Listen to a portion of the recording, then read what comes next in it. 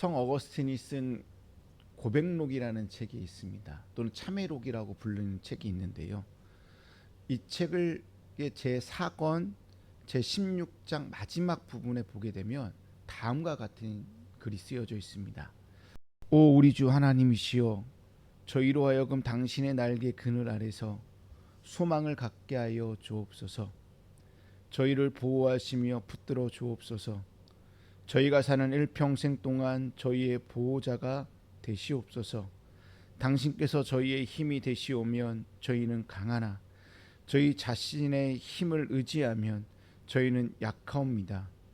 오 주님이시여, 두려움 때문에 저희가 길을 잃지 않도록 종말에 저희를 당신의 집에 안전하게 이끌어 주옵소서. 저희는 돌아갈 집이 없는 것으로 인하여 더 이상 두려워하지 않사옵니다. 저희는 그와 같은 두려움을 버렸사옵나이다.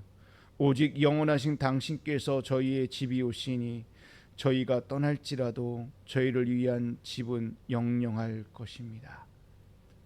어거스틴의 네 번째 고백입니다. 이 어거스틴의 이 고백을 보신 것처럼 우리는 하나님의 품 안에 거하기 전까지는 결코 평안을 누릴 수 없습니다. 우리가 하나님의 날개 아래 그렇게 거할 때에 비로소 하나님의 도우심을 경험하게 되고요, 그 날개 아래 있을 때에 진정한 평강의 노래를 하게 되는 줄로 믿습니다. 그렇다면 하나님의 날개 아래 있다라는 말이 무슨 뜻이었을까요? 하나님의 날개 아래 있다라는 말은 이사야 31장 5절에 보게 되면 그 의미를 좀 명확하게 알 수 있습니다.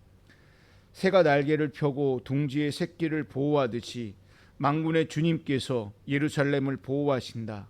감싸주고 건져주며 다치지 않게 뛰어넘어서 그 도성을 살리신다.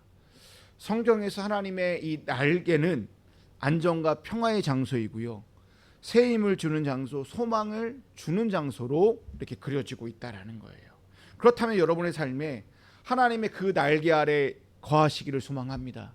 그 날개 아래 있어서 여러분의 삶이 안전하고 그리고 평안을 얻고 새 힘과 소망을 얻는 축복된 삶이 되시기를 주님의 이름으로 축복합니다. 룻기는 여호와의 날개 아래에서 보호를 받으러 온 이방 여인이 어떠한 일을 경험하고 있는지를 룻기는 우리에게 가르쳐주고 있습니다. 마치 어미닭이 병아리를 자기 날개와 깃 아래에서 보호하듯이 여호와께서는 자기 날개 아래에 보호를 받으러 온 모압 여인, 이방 여인을 결코 모른 척하지 않고 있습니다. 특히 오늘 본문의 이 부분을 명확하게 드러내고 있습니다.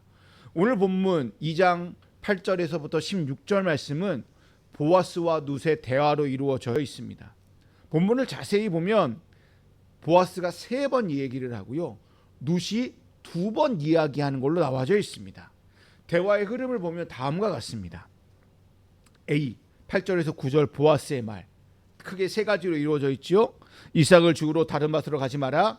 내가 소녀들에게 명하여 너를 건드리지 말라. 3번째, 목마르거든 소녀들이 길러온 것을 마시라. B 10절 말씀인데 룻의 말입니다. 당신이 어찌하여 내게 은혜를 베푸시나이까. 거기에 대한 C의 대답, 보아스의 말이죠. 여호와께서 내가 행한 일에 보답하시기를 원하며 이스라엘의 하나님 여호와께서 그의 날개 아래에 보호를 받으러 온 내게 온전한 상 주시기를 원하노라. 거기에 다시 B 다시 룻이 대답합니다.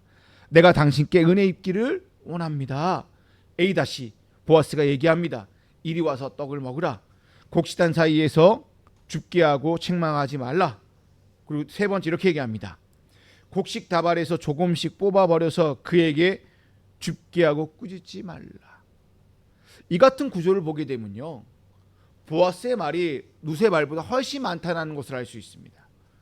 보아스가 룻에게 베푼 그 배려, 은혜를 주된 목적으로 강조하고 있다는 것을 알고 있어요.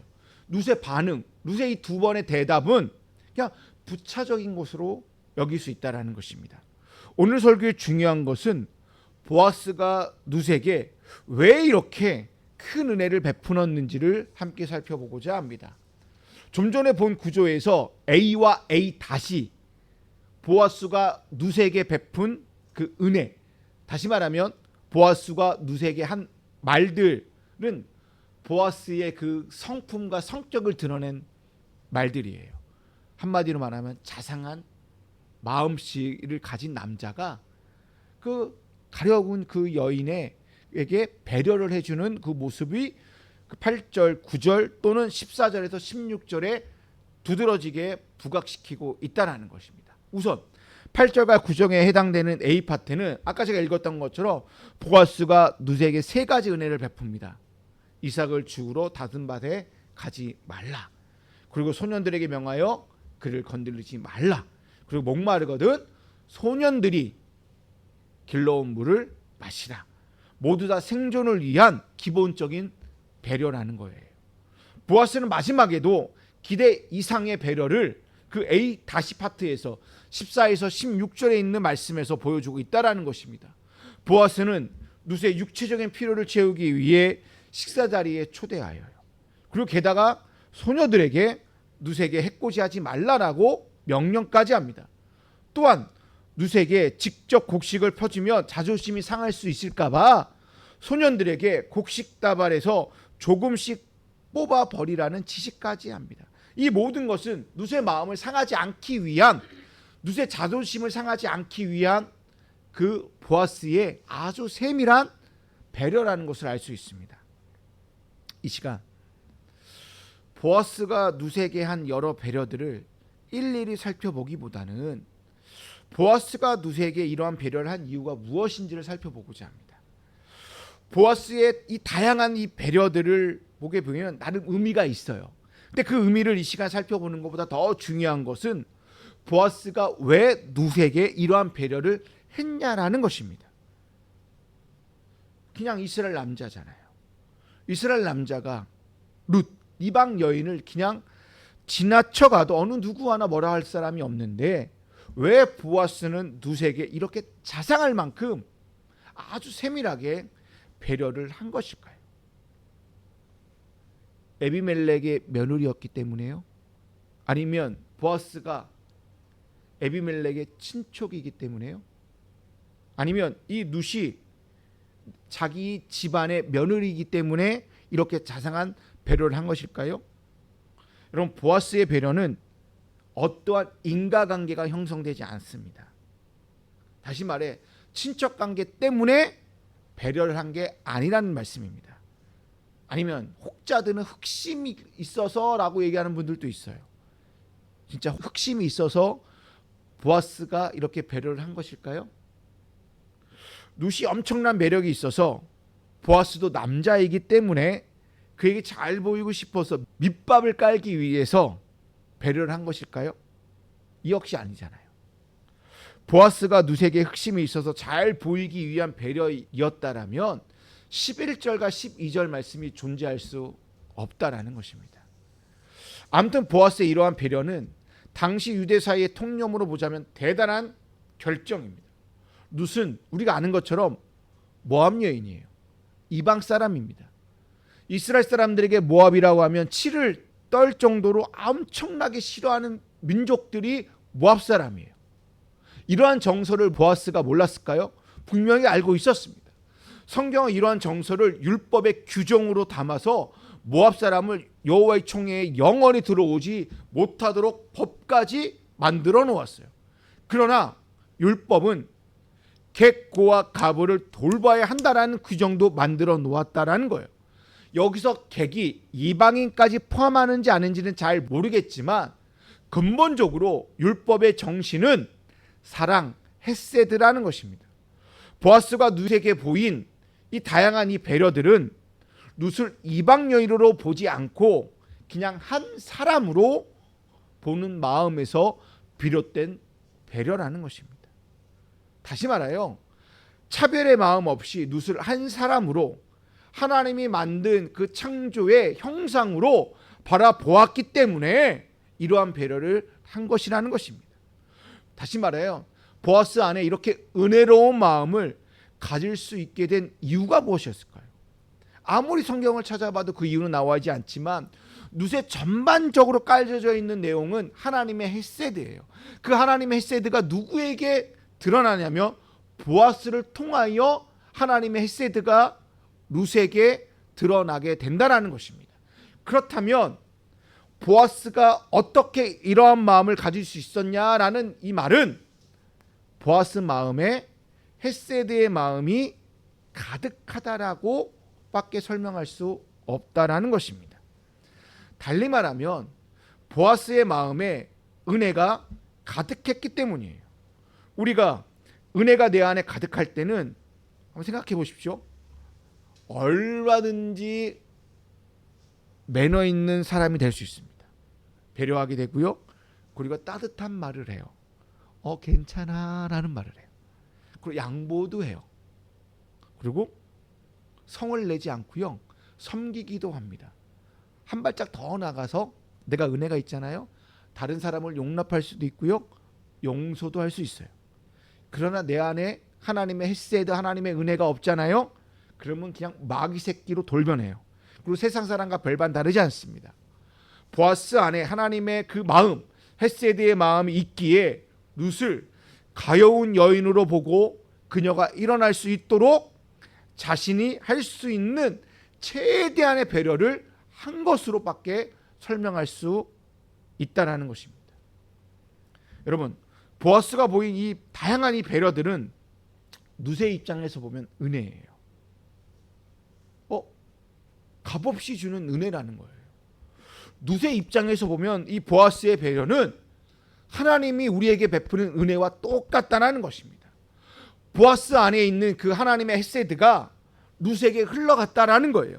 보아스에 있는 그 은혜가 룻에게 그 은혜가 흘러갔다라는 이야기입니다. 근데 만약 은혜가 흘러가지 않게 되면 그 은혜는 은혜가 아니라는 것입니다.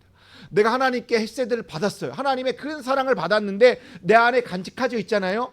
그리고 흘러가지 않으면 그것은 하나님의 온전한 사랑이라고 말할 수 없다는 이야기예요. 이것처럼 은혜가 흘러가지 않게 되면, 다시 말하여 은혜가 내 안에 머물러 있게 되면 우리는 타성에 젖게 되고요. 그리고 외식하게 되고요. 타락하게 될 수밖에 없다는 이야기입니다. 달리 말하면 우리의 마음은 점점 더 굳어져 가고 그리스도의 향기는 점점 더 사라지게 된다는 말씀입니다. 오늘날 한국교회가 어려움을 겪는 이유가 많을 것입니다.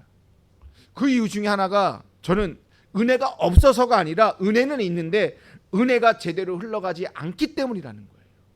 한국의 많은 성도들이 은혜를 정말 사모하고 있고요. 한국의 많은 성도들이요, 정말 은혜를 사모하여 열심히 교회를 나가고 하나님 앞에 열심히 신앙생활을 합니다. 중요한 것은 여기까지라는 거예요. 근데 그 은혜가 세상 사람들에게 온전히 흘러가고 있지 않기 때문에 한국교회가 지금 어려움을 겪고 있다라고 저는 생각합니다. 내가 받은 은혜를 다른 사람에게 그대로 전하면 되는데 희한하게 그 은혜가 내 안에 들어오고 내 안에서 머무르고 난 뒤에 희한하게도 그 은혜가 변질돼요. 이상한 논리로 은혜가 더 이상 은혜가 아니라 다르게 비춰지게 된다는 것입니다.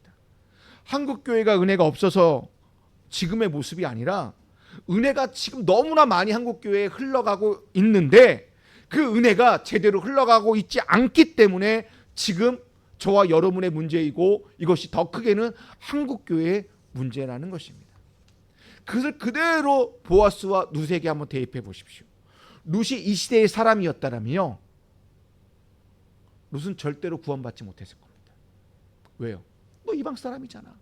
넌 우리가 너무나도 싫어하는 모압 사람이야. 율법에 봐. 너는 여호와의 총에 들어올 수 없으니까 너는 절대로 우리에게 우리와 함께 구원을 받을 수 없어라고 이렇게 단정 지었을 거예요. 오늘날 우리 교회가 그러잖아요. 우리가 너무나 많은 사람들이 이렇게 단정 지어 너는 구원받을 수 없어라고 이렇게 선을 긋잖아요. 룻은 이 시대에 차별받고 소외당하고 있는 사람들의 대표자라고 저는 생각합니다.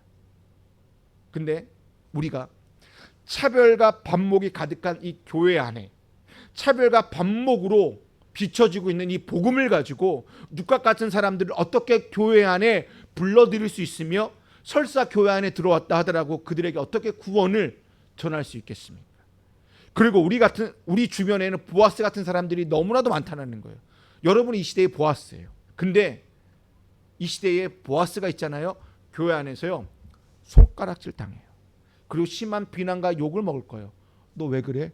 율법에 보면 모압 사람은 여호와의 총에 들어오면 안 된다라고 했는데 너는 왜 이방 사람들에게 이렇게 자세하게 섬세하게 이렇게 배려를 하고 왜 은혜를 베풀어? 이건 율법에 어긋나잖아 라고 얘기할 거예요.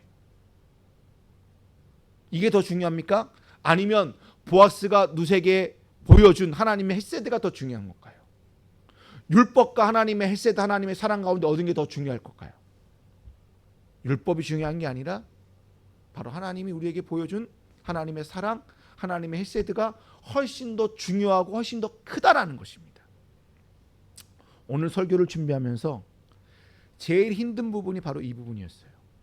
보아스가 누세게 보인 다양한 배려를 은혜라는 말로 바꾸면 다양한 의뢰를 신학적으로 푸는 것은 저에게 어려운 일은 아니었어요.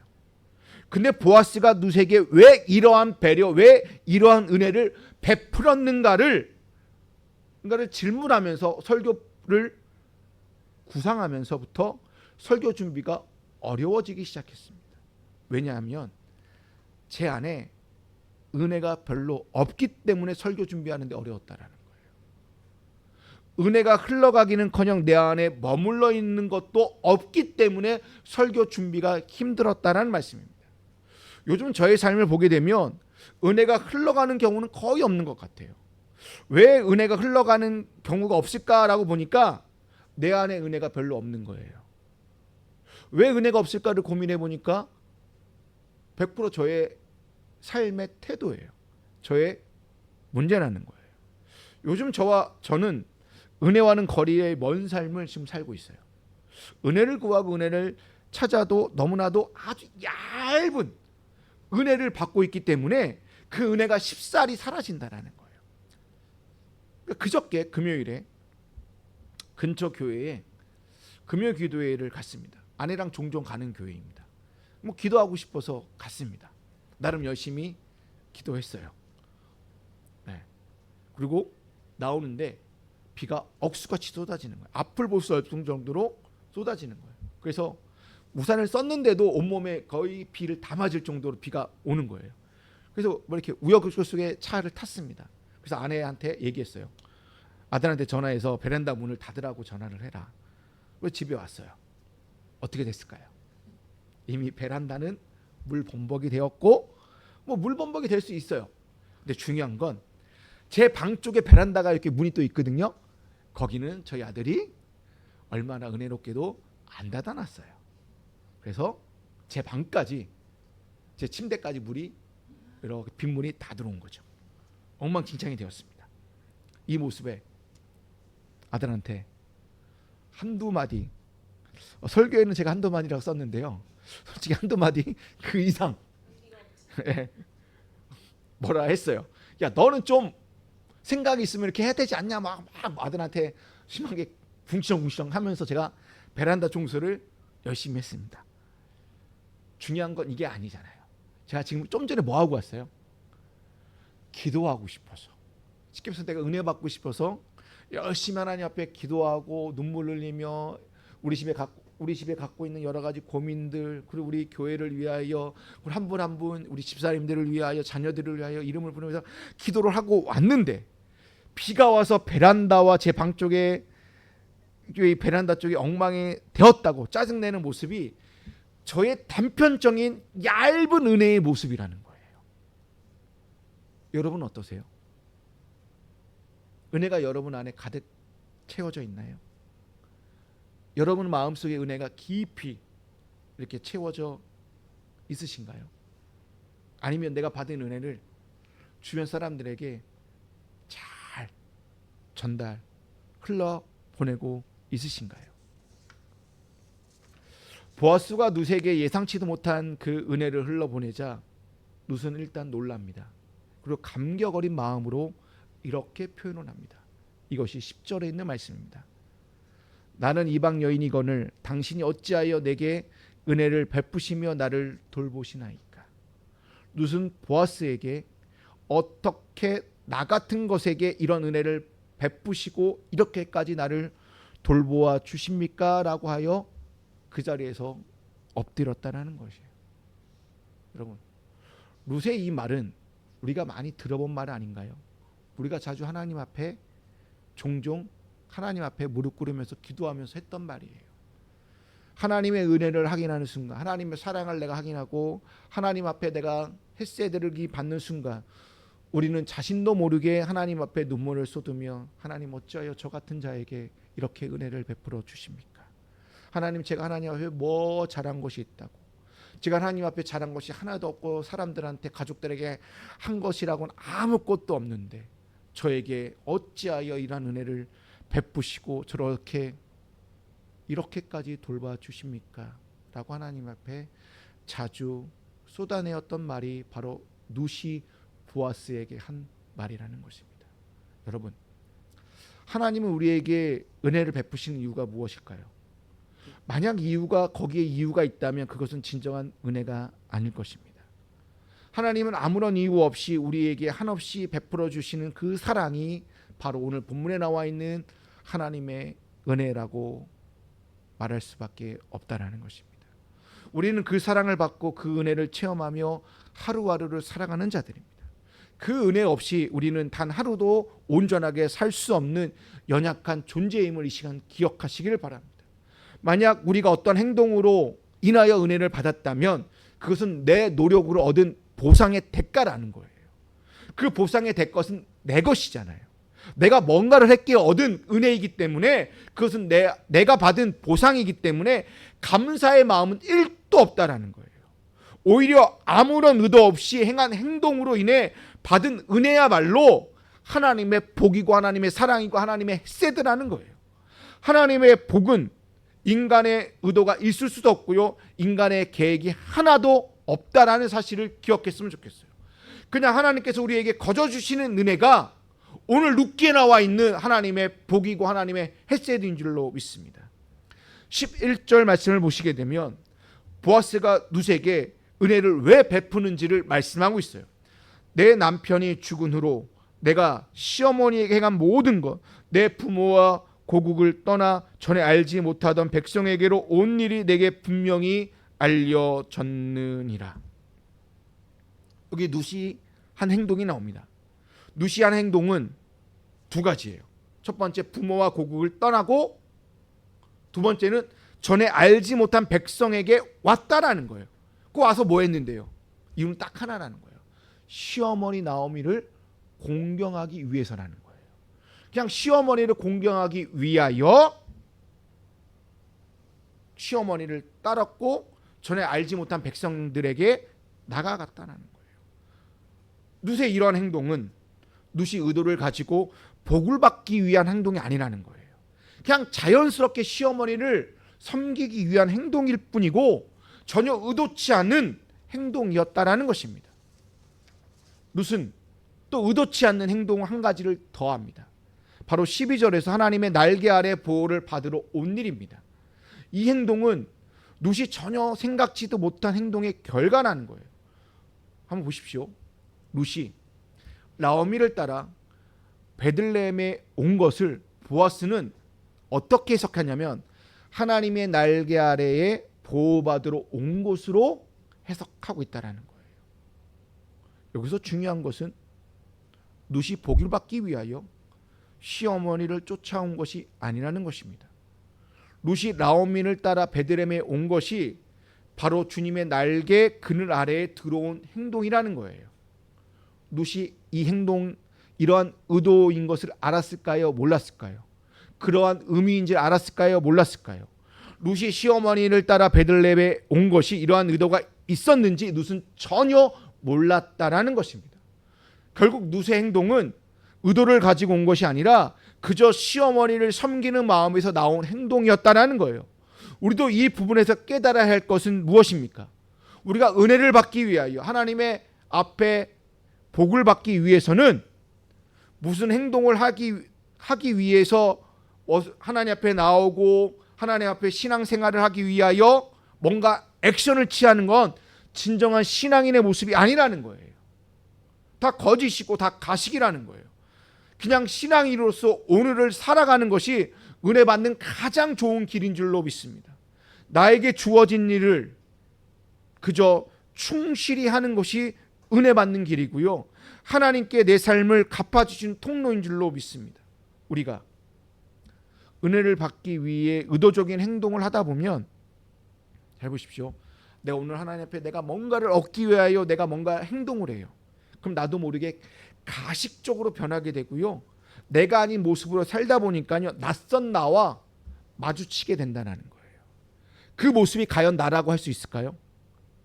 이 모습은 은혜를 받아 변화된 모습이 아니기 때문에 낯설 수밖에 없고요. 더 나아가 거짓된 내 모습이라는 거예요.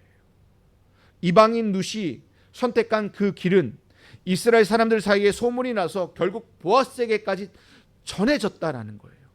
보아스는 룻의 이러한 행동을 칭찬하고자 다음과 같은 축복의 메시지를 12절에서 전하고 있습니다.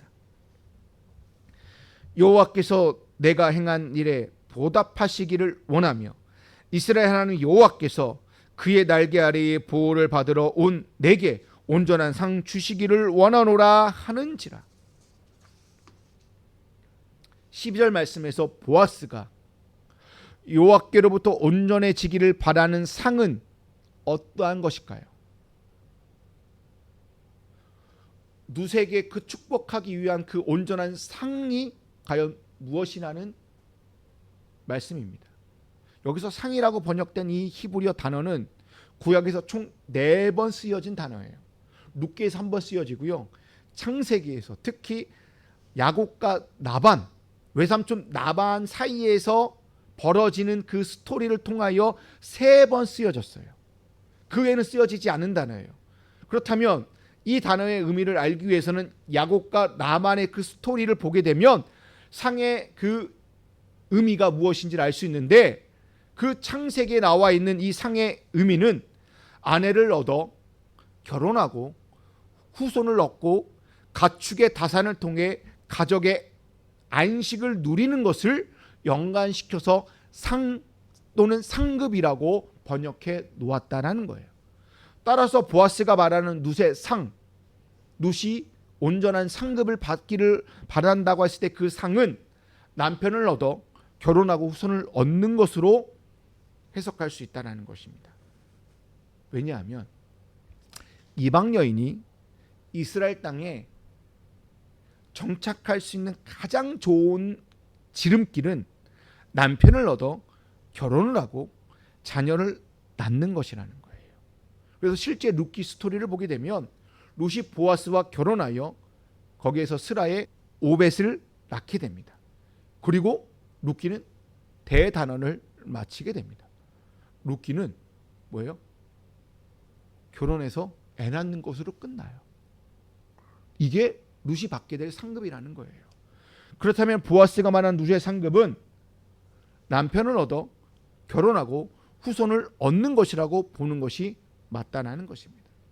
룻에게 이러한 상급을 주시는 하나님은 과연 어떤 하나님입니까? 보아스는 이러한 상급을 주는 하나님에 대하여 아주 독특한 칭호를 말하고 있는데요. 이스라엘의 하나님 여호와라는 칭호를 쓰고 있다는 거예요. 이 칭호는 구약에서 자주 쓰여지는 칭호가 아닙니다. 룻기 전에는 의도적으로 하나님을 이스라엘 하나님 여호와라고 칭하는 것은 룻이 상급을 받음으로 이제 알게 된 하나님이 어떠한 하나님인지를 말씀해주고 있다는 거예요. 룻에게 상급을 주신 하나님은, 즉 룻이 앞으로 알게 될 하나님은 이스라엘 하나님 여호와라는 이 말씀인데, 그 이스라엘 하나님 여호와는 자기 백성을 해방시켜 주시는 분이고 악한 자를 심판하시는 분이고 예배를 받으시는 분이고 땅을 정복하시는 분이고 이스라엘을 위해 친히 싸우시는 분이고 땅을 기업으로 나눠주시는 분이고 산을 진동시키시는 하나님이 바로 룻에게 상급을 주실 바로 이스라엘 하나님 여호와라는 말씀입니다. 앞으로 룻에게 역사할 하나님이 바로 이러한 하나님이라는 거예요. 이 하나님이 룻에게 베풀 그 하나님일 뿐만 아니라 오늘 저와 여러분에게도 역사할 하나님이고 오늘 저와 여러분에게도 하나님의 복을 주실 그 하나님이시라는 사실입니다. 상급을 주신 하나님에게 룻이 한 행동은 무엇입니까? 그의 날개 아래에 보호를 받으러 온 것밖에 없다라는 것입니다. 이 행동이 오늘 우리가 해야 될 가장 적극적인 행동이라는 사실입니다. 우리가 이 시간에 예배를 드리는 이유는 무엇입니까? 그분의 날개 아래의 보호를 받기 위해서 우리가 예배를 드리러 나온 것 아닙니까? 우리가 주중에 말씀을 보고 기도를 드리고 하나님께 찬양하는 이유가 무엇입니까? 그분의 날개 아래에 들어가기 위한 최소한의 행동이라는 것입니다.